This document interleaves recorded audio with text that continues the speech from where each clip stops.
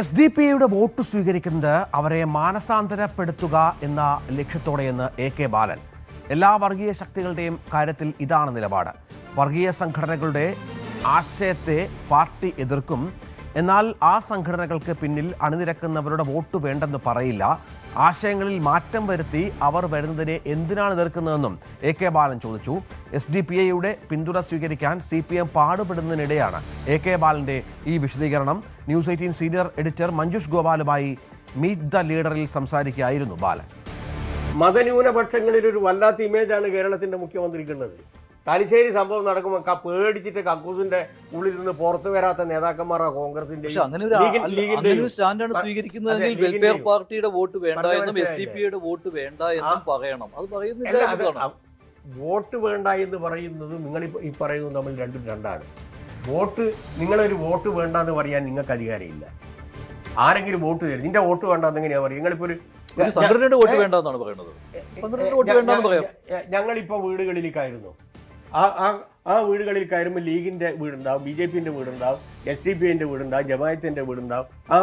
ആ വീട് ഞങ്ങൾ ഒഴിവാക്കിയിട്ട് രാഷ്ട്രീയ നിലപാടല്ലേ? രാഷ്ട്രീയ നിലപാടിന്റെ മതനിരപേക്ഷ സംഘടനകൾ മതി ഞങ്ങളോടൊപ്പം. ഞങ്ങളെ അവർ സ്വീകരിച്ചാൽ മതി. മുന്നണിയിൽ അത് മതി. പക്ഷെ വോട്ട് എല്ലാവരുടെ ഇതും പോകണം.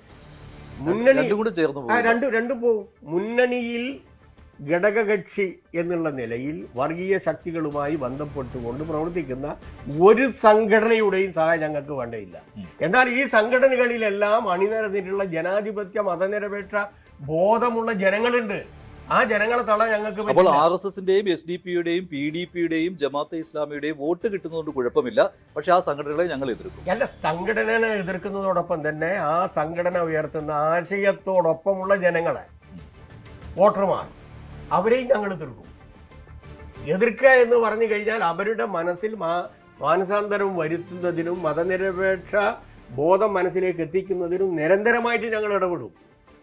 അവരെ ഒഴിവാക്കിക്കൊണ്ടല്ല, അവരുമായി സഹകരിച്ചുകൊണ്ട് തന്നെ നിങ്ങളുടെ മനസ്സിൽ ഇപ്പോൾ രൂപപ്പെട്ടിട്ടുള്ള ആശയം മാറ്റുന്നതിന് വേണ്ടി ഞങ്ങളുടെ ആശയം നിങ്ങൾ സ്വീകരിക്കണമെന്ന് ഞങ്ങൾ സംവേദിച്ചു കൊണ്ടേയിരിക്കും. AK ബാലന് മറുപടിയുമായി MK മുനീർ രംഗത്ത് വന്നു. ഈ വിഷയത്തിൽ CPM തൊടുന്നത് അമ്പലപ്പുഴ പാൽപ്പായസവും മറ്റുള്ളവർ തൊട്ടാൽ അത് പാവയ്ക്ക നീരായി മാറുമെന്നാണ് പരിഹാസം.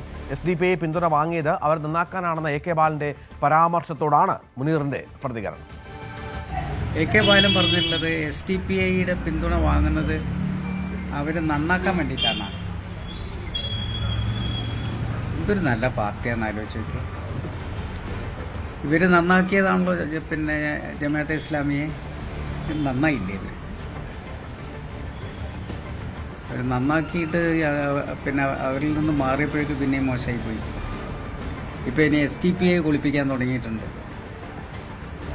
അങ്ങനെ ഓരോ ആളുകളെയും വെളുപ്പിക്കുക എന്നുള്ളൊരു ചുമതലയാണ് ഇപ്പോൾ മാർക്സിസ്റ്റ് പാർട്ടി ഏറ്റെടുത്തിരിക്കുന്നത്.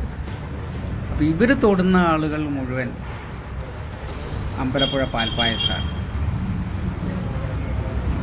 നമ്മൾ തൊട്ടാൽ കയ്പയും പാവയ്ക്കാൻ നീരാവുകയും ചെയ്യും. കൂടുതൽ വാർത്തകൾക്ക് news 18 Keralam YouTube channel subscribe ചെയ്യുക.